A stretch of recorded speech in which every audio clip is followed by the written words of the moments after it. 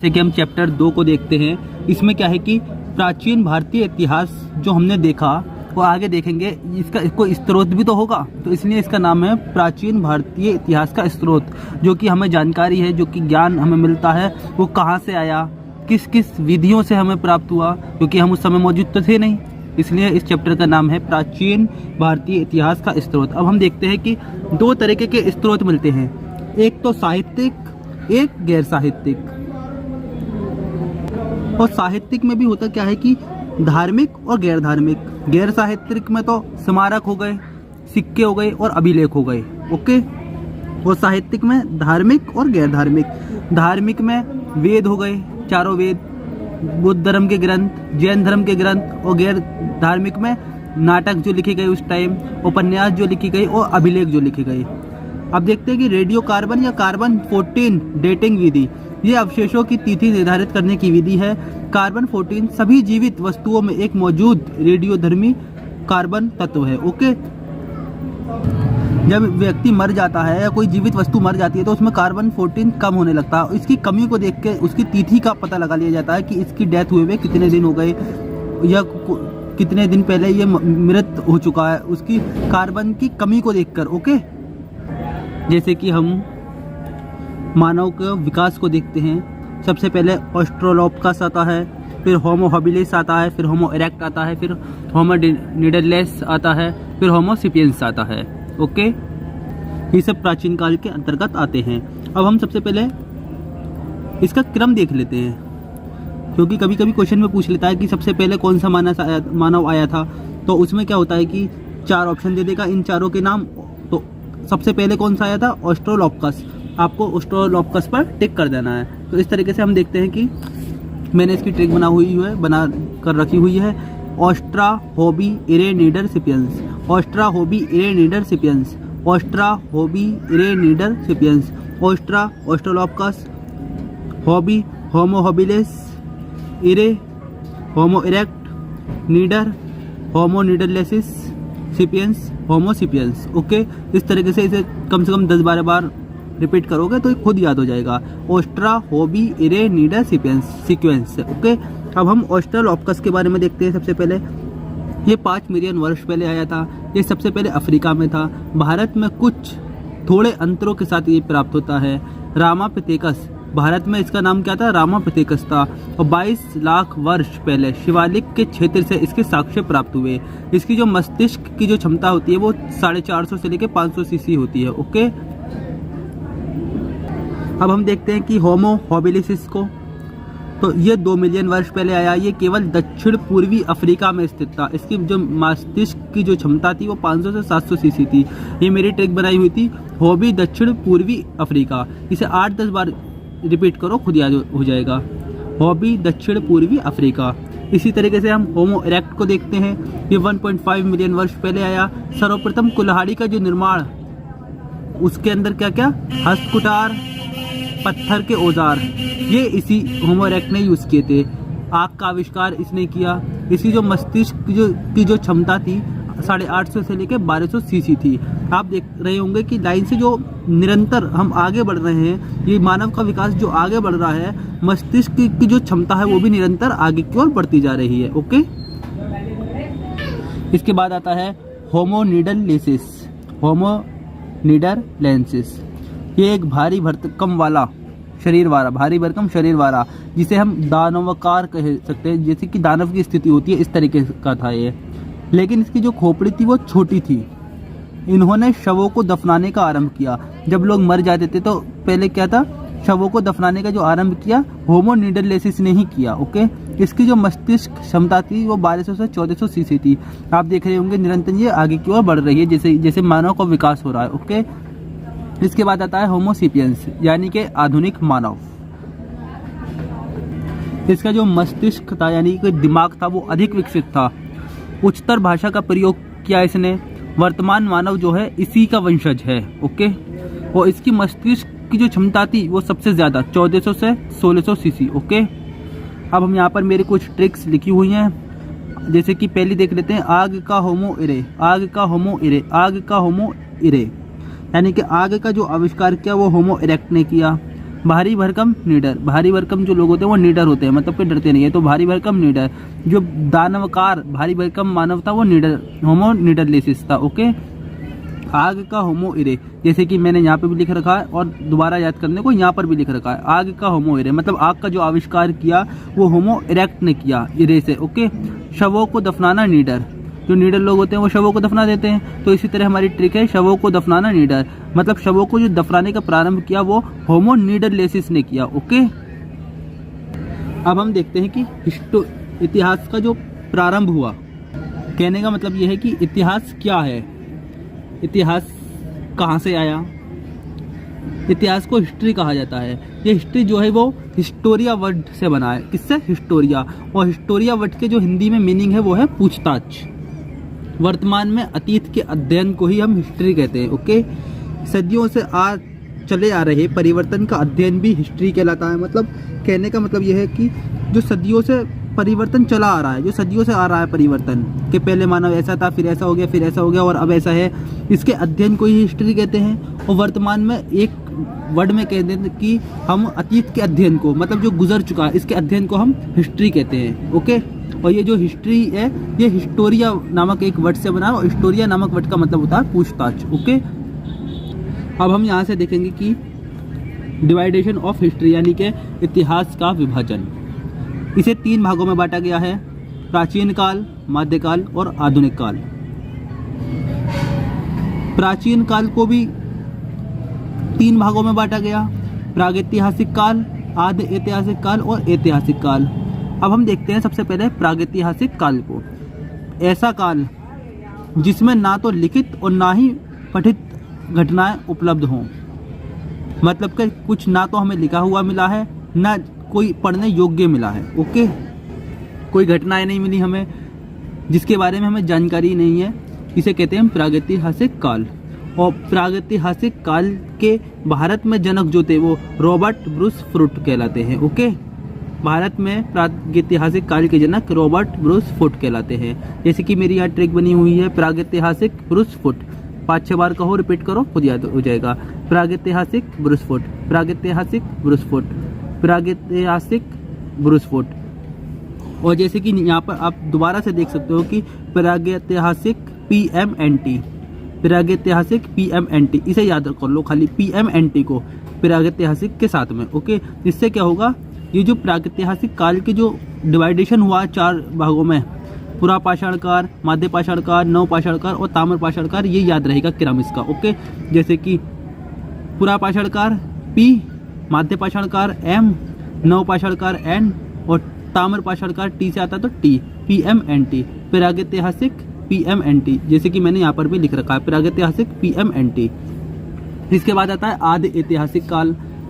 आदि ऐतिहासिक काल जिसमें घटनाएं लिखित तो हैं लेकिन इन्हें पढ़ा नहीं जा सका है, जैसे कि हड़प्पा की सभ्यता।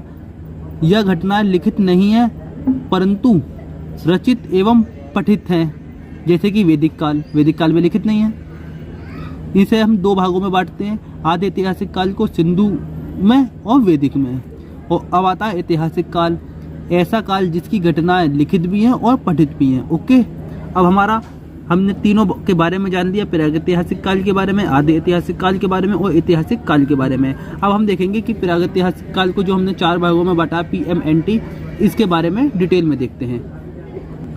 यहाँ पर प्रागैतिहासिक काल लिखा हुआ है लेकिन वो पेज के अंदर दब गया है, इसलिए आपको दिख नहीं पा रहा। तो यहाँ पर हम देखते हैं प्रागैतिहासिक काल को, जैसे कि मैं पहले भी कह चुका हूँ, PMNT में बांटा है हमने, पुरापाषाण काल, मध्यपाषाण काल, नवपाषाण काल और ताम्रपाषाण काल। अब देखना यह है कि इस पुरापाषाण काल को भी 3 भागों में बांटा गया है, मतलब पार्ट के अंदर पार्ट, फिर पार्ट के अंदर पार्ट, फिर उसके अंदर भी पार्ट। इस पुरापाषाण काल को 3 भागों में, निम्न, मध्य और उच्च, NMU। पुरापाषाण काल ये 15,000 ईसा पूर्व BC कह सकते हैं हम इसे, BC तक मानव की उत्पत्ति से। इसकी खोज रॉबर्ट ब्रूस फुट ने 1863 ईस्वी में की थी। खोज में देखते हैं कि रॉबर्ट ब्रूस फुट ने इसकी खोज कब की थी, 1863 ईस्वी में। और खोज में भी क्या, मद्रास में के पल्लवरम में हस्तकुटार मिला है इस पुरापाषाण काल का। ओके, और यहाँ पर हम देख सकते हैं कि ट्रिक भी हाथ के हाथ रिपीट करना ज़रूरी है, जिससे कि हम बार बार रिपीट करें तो याद हो जाए। पूरा पाषाण काल की खोज ब्रिसफुट ने की थी। पूरा MNU यानी कि पूरा पाषाण काल MNU यानी कि माध्य, निम्न और उच्च। ओके, अब पूरा पाषाण काल जो कि हमने कहा कि NMU यानी कि निम्न, माध्य और उच्च। अब इन तीनों के बारे में देखते हैं। सबसे पहले हम निम्न के बारे में देखते हैं, फिर माध्य के बारे में, फिर उच्च के बारे में। तो निम्न में देखते हैं कि मानव की उत्पत्ति 1 लाख वर्ष पूर्व तक हुई इसमें, और 97% जीवन का जो हिस्सा है हमारा इतिहास, मानव इतिहास, वो इसी के अंदर आता है, निम्न पूरा पाषाण काल के अंदर। इस युग में हथनोड़ा कहाँ से? नर्मदा नदी की घाटी से होमो इरेक्ट का जीवाश्म मिला। इस युग में हथनोड़ा एक जगह का नाम है जो कि नर्मदा नदी घाटी में है। हथनोड़ा से होमो इरेक्ट का जीवाश्म मिलता है। इसमें लोग घुमक्कड़ थे, मतलब एक जगह बैठे हुए नहीं थे, शिकार की तलाश में कहीं जा रहे हैं, वहाँ से शिकार खत्म हो गया तो दूसरी जगह जा रहे हैं, फिर वहाँ पर इस तरीके से घुमक्कड़ थे। क्वार्ट्ज पत्थर के औजार का इस्तेमाल करते थे। इसका प्रतिनिधित्व सोहन संस्कृति के द्वारा किया जाता है। अब सोहन संस्कृति के द्वारा कैसे किया जाता है ये दिखाता हूँ मैं आपको डिटेल में कि सोहन संस्कृति से कैसे। सोहन संस्कृति देखो आपको दिख रहा होगा, ये स्थान है चौतरा, जो है ये मिलन स्थान है किसका? अतिपक्करम एक जगह है मद्रास में। आपको पूरा डिटेल में बताता हूँ। सोहन संस्कृति में 5 स्तर मिलते हैं। सोहन संस्कृति में 5 स्तर मिलते हैं, और सोहन संस्कृति में एक है चौपर, एक है चौपांग। क्या? चौपर और चौपांग। चौपर और चौपांग ये दो जो उपकरण हैं ये किसके हैं? सोहन संस्कृति के। और यहाँ पर आप देख रहे होंगे हस्तकुटार। हस्तकुटार किसका है? अतिपक्करम संस्कृति का। किसका? अतिपक्करम का। तो ये जो चौतरा नामक का जो स्थान है, इसे मिलन स्थान इसलिए कहा गया है क्योंकि यहाँ पर सोहन संस्कृति और अतिपक्करम संस्कृति, सोहन संस्कृति पहले देखो, देखना तो आप देखें यहाँ पर है सोहन संस्कृति, और अतिपक्करम संस्कृति यहाँ पर है। और ये जो पॉइंट है यहाँ पर, इस पॉइंट का नाम है चौतरा, ये स्थान का नाम है। तो यहाँ पर सोहन संस्कृति और अतिपक्करम संस्कृति दोनों के उपकरण मिले हैं, दोनों के उपकरण। और उपकरण भी कौन कौन से? यहाँ पर सोहन संस्कृति के चौपर और चौपांग, और अतिपक्करम संस्कृति का हस्तकुटार मिला, तो इसलिए इसे मिलन स्थान कहा गया है। एक बार और सुनो, सोहन संस्कृति यहाँ पर है और अतिपक्करम संस्कृति यहाँ पर है, और अतिपक्करम संस्कृति और सोहन संस्कृति इन दोनों के उपकरण कहाँ पर मिले हैं? यहाँ पे एक साथ। तो मिलन स्थान क्या हो गया? ये। और इस स्थान का नाम क्या है? चौतरा स्थान। तो कौन कौन से उपकरण मिले हैं? चौपर और चौपांग सोहन संस्कृति के, और हस्तकुटार अतिपक्करम संस्कृति का मिला है। ओके, अब हम देखते हैं कि माध्य पूरा पाषाण काल।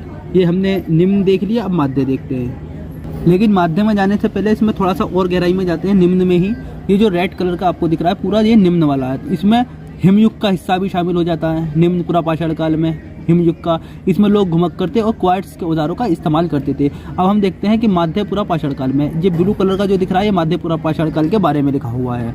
इसका काल जो है 1 लाख वर्ष पूर्व से 50,000 वर्ष पूर्व तक है। इसमें वेदक यानी कि जो पॉइंट वाले औजार होते थे वो मिलते हैं। खुरचनी मिली है जो जिससे खुरचा जाता था। इसके स्थल कौन कौन से हैं? नेवासा जो कि महाराष्ट्र में है, बेलन घाटी जो कि यूपी में है, और भीमबेटका जो कि मध्य प्रदेश में है। भीमबेटका जो है वो नर्मदा नदी घाटी में है। बेलन घाटी कहाँ पर है? ये इलाहाबाद में है। तो हमारी ट्रिक क्या थी? माध्यपुरा, नेवासा, बेलन, भीम। माध्यपुरा, नेवासा, बेलन, भीम, यानी माध्यपुरा पाषाण काल, नेवासा, बेलन, भीम, ये तीनों स्थल कहाँ के हैं? माध्यपुरा पाषाण काल के। इस तरीके से रिपीट करो, याद हो जाएगा। माध्यपुरा, नेवासा, बेलन, भीम। इसके बाद देखते हैं कि उच्च पुरा पाषाण काल, ये जो ग्रीन कलर में दिख रहा है, उच्च पुरा पाषाण काल। इसका काल 50,000 से लेकर 15,000 तक पूर्व तक। इसके उपकरण कौन कौन से थे? फलक, जिसे ब्लेड भी कहा जाता है काटने का। स्थल कौन सा है? बेलन घाटी। बेलन घाटी कहाँ पर है? यूपी में है। बेलन घाटी से क्या प्राप्त हुआ है? हड्डी के उपकरण मिले हैं। इस समय जलवायु में परिवर्तन होने लगा। इस समय जो था जलवायु में परिवर्तन होने लगा था। मानव जो था वो खानाबदोश था, और इसी समय में उच्च पुरा पाषाण काल में ही होमोसेपियंस यानी कि आधुनिक मानव खोजे गए। तो हमारी ट्रिक क्या थी? उच्च पुरा जलवायु खानाबदोश, उच्च पुरा जलवायु खानाबदोश, उच्च पुरा जलवायु खानाबदोश, ये हमारी ट्रिक है इस तरीके से। अब आता है हमारा माध्य पाषाण काल, जिसे मेसोलिथिक भी कहा जाता है। ओके, माध्य पाषाण काल, ये 15,000 से लेकर 5,000 BC तक। ओके, इसमें औजारों की जो लंबाई थी वो 1 से 8 सेमी हो गई। उपकरण कौन कौन से हैं? ब्लेड, पॉइंट, लूनेट, ट्रेपेज, ज्योमेट्रीय आकार के। कौन कौन से? ब्लेड, पॉइंट, लूनेट, ट्रेपेज, ज्योमेट्रीय आकार के। इसमें पशु को पालतू बनाया गया और कृषि की भी शुरुआत हुई। इसकी खोज कार्लाइल ने की थी। इन्होंने विंध्य क्षेत्र में उपकरण प्राप्त किए। कौन कौन से? सूक्ष्म पाशोपकरण प्राप्त किए। मतलब कह सकते हैं हम कि हाथ से बने मिट्टी के बर्तन, कभी कभी चित्रित भी होते थे। वो हाथ से बने मिट्टी के बर्तन प्राप्त किए और कभी कभी वो बर्तन चित्रित भी होते थे, मतलब उनमें चित्र बने हुए होते थे। अब देखते हैं इसी में मध्यपुरा पाषाण काल में ही देखते हैं हम कि भीमबेटिका। भीमबेटिका क्या थी? गुफाओं की बड़ी संख्या में मानव के जीवन के यापन के साक्ष्य मिलते हैं। भीमबेटिका गुफा है। भीमबेटिका जो है वो गुफा है। उस गुफा के अंदर भी काफ़ी गुफाएं भीमबेटिका में। गुफाओं का हम कह सकते हैं कि एक समूह है। इन गुफाओं में बड़ी संख्या में मानव के जीवन यापन के साक्ष्य मिलते हैं और प्राचीनतम गुफा चित्रकारी के भी साक्ष्य मिलते हैं। प्राचीनतम गुफा चित्रकारी के भी साक्ष्य मिलते हैं। वो 1867 ईस्वी में भारत में सबसे पहले शैल चित्र सोहागीधर नाम की एक जगह है, सोहागीधर यूपी में, यहाँ से प्राप्त हुए। कब? 1867 ईस्वी में भारत में सबसे पहले शैल चित्र कहाँ से? सोहागीधर से। सोहागीधर कहाँ पर है? यूपी से प्राप्त हुए हैं। अब देखते हैं कि अगला स्तर सराय नाहर राय। सराय नाहर राय ये प्रतापगढ़ उत्तर प्रदेश में है। सराय नाहर राय में प्रथम कंकाल के साक्ष्य मिलते हैं और युद्ध के साक्ष्य भी यहीं से मिलते हैं। मानव के संपूर्ण कंकाल का प्रथम साक्ष्य कहाँ से? सराय नाहर राय से। और युद्ध के साक्ष्य भी यहीं से मिलते हैं। युद्ध के साक्ष्य भी यहीं से मिलते हैं। और अब हम देखते हैं कि इसमें और भी है सराय, हम जैसे कि देखा कि भीमबेटिका इसका स्थल है, सराय नाहर राय इसका स्थल है, हम इनके बारे में पढ़ चुके हैं। और भी स्थल हैं, लंगराज जो कि गुजरात में है, बागोर जो कि राजस्थान में है, नागार्जुन कोंडा व चौपानी ये भी इसी के माध्य पाषाण काल के ही स्थल है। जैसे कि यहाँ पर पहले भी लिखा हुआ है बागोर भीलवाड़ा राजस्थान में, आदमगढ़ मध्य प्रदेश में। यहाँ से बागोर और भीलवाड़ा जो राजस्थान में है और आदमगढ़ जो मध्य प्रदेश में, यहाँ से पशुपालन के साक्ष्य प्राप्त होते हैं। काहे के? पशुपालन के। कहाँ से? बागोर आदमगढ़ से। नोट में देखते हैं कि मध्य पाषाण काल के अंतिम समय में आग का उपयोग किया जाने लगा था। मध्य पाषाण काल का जो अंतिम समय आता है, इस अंतिम समय जो आता है इसमें आग का प्रयोग किया गया। ओके, आप देखते हो यहाँ पर दिखाई नहीं दे रहा होगा लेकिन लिखा हुआ है कि नव पाषाण काल, हमारा नव पाषाण काल शुरू हो गया है, जिसे नियोलिथिक भी कहा जाता है। क्या? नियोलिथिक। ओके, ये 5000 BC से लेकर 1500 BC तक है। ओके, इसके खोजकर्ता जो हैं वो लैन मैंसूरियर के द्वारा खोजा गया। और हमारी जो ट्रिक है लैन मैंसू नव, ये ट्रिक बना रखी है मैंने, इसे 10 बार रिपीट करो, खुद याद हो जाएगा। क्योंकि लैन मैंसू से लैन मैंसूरियर और नव से नव पाषाण काल। ओके, लैन मैसू नव, लैन मैसू नव, लैन मैसू नव। और पत्थर का नया आविष्कार, पत्थर का नया आविष्कार, पत्थर का नया आविष्कार। यहाँ पे पत्थर का आविष्कार कब हुआ? नव पाषाण काल में। तो पत्थर का नया आविष्कार इस तरीके से भी याद कर सकते हैं। लोगों के रहन सहन में यहाँ पर परिवर्तन होने लगा, लोगों के रहन सहन में परिवर्तन हुआ। और यहाँ पर गुफराल इसी से नव पाषाण काल से संबंधित है, तो इसलिए मैंने लिख रखे हैं ये वर्ड, गुफराल और बुर्जहोम। गुफराल जो थी वो कुम्हार की गुफा थी और बुर्जहोम जो था वो गर्त आवास यानी कि गड्ढे में घर था। यहाँ से कुत्ते के साथ, मनुष्य के साथ कुत्ते के दफन होने के साक्ष्य मिलते हैं। अब नवपाषाणकालीन स्थलों को देख लेते हैं, जिसमें मेहरगढ़ आता है, ये बलूचिस्तान में है। यहाँ पर मेहरगढ़ के अंदर क्या है? बोलन घाटी, बलूचिस्तान पाकिस्तान में है। यहाँ पर व्यापक कृषि के बारे में देखते हैं, गेहूं के प्रमाण मिलते हैं, जौ के और साथ में कपास के भी प्रथम प्रमाण यहीं से मिलते हैं। और पशुपालन में देखते हैं कि भैंस का प्रथम साक्ष्य मेहरगढ़ से ही मिलता है। और मिट्टी की ईंट के घर यहीं से मिलते हैं, मेहरगढ़ से। अब मेहरगढ़ मेन इसलिए हो जाता है कि मेहरगढ़ से क्या क्या मिलता है? गेहूं, जौ और कपास का प्रथम साक्ष्य मेहरगढ़ से, भैंस का प्रथम साक्ष्य मेहरगढ़ से, और मिट्टी के ईंट के घर बनोवे का प्रथम साक्ष्य मेहरगढ़ से ही मिलता है। ओके, और पिकली हल, ये कर्नाटक में है पिकली हल। तो यहाँ से क्या है? राख या भस्म के टीले का प्राप्त होता है। राख के टीला कहाँ मिलता है? पिकली हल, कर्नाटक में। ओके, और कोलिडवा ये बोल दो या कोल्डी हवा बोल दो, ये यूपी में है। यहाँ पर चावल का प्रथम साक्ष्य मिलता है। और यहाँ पर कुछ और साक्ष्य मिलते हैं जो कि मैंने अलग रिसोर्सेज से लिख रखे हैं कि यहाँ से तेलंगाना में मातृ देवी की फिगरें मिलती है। क्या? तेलंगाना में मातृ देवी की फिगरें मिलती है। तांबे, कांसे जैसी धातुओं का भी यहाँ पर उपयोग मिलता है। यहाँ पर पहिए का विकास मिलता है। व्यापक रूप से कृषि का विकास, व्यापक रूप से पशुपालन, मृदभंड का विकास, प्रक्षेपात्र तकनीक का विकास, सुडोल छोटे और चिकनी पॉलिशदार उपकरणों का अध्ययन इसलिए कह सकते हैं क्योंकि जब तक कोई अध्ययन नहीं होगा तो चीज़ नहीं बनेगी, और यहाँ पर प्रयोग दिखा रहा है ज़्यादातर। ओके, व्यापक रूप से अग्नि का विकास यहाँ पर हुआ, गर्त आवास यहाँ से प्राप्त होते हैं, नाव बनाने की कला यहाँ से प्राप्त होती है, कृषि कार्य यहाँ से मतलब लोग जो थे नवपाषाण काल में कृषि कार्य करने लगे, पशुपालन को महत्व मिला, पशु जो थे पालतू पशु इनका इस्तेमाल बोझा धोने में करने लगे, मिट्टी के बर्तनों का इस्तेमाल मिलता है। सबसे पहले कुत्ते को जो पालतू बनाया गया वो नवपाषाण काल में बनाया गया। नवपाषाण काल के अंत में पत्थर के औजारों के साथ साथ तांबे और निम्न श्रेणी के कांस्य जैसी धातुओं का भी उपयोग देखने को मिलता है।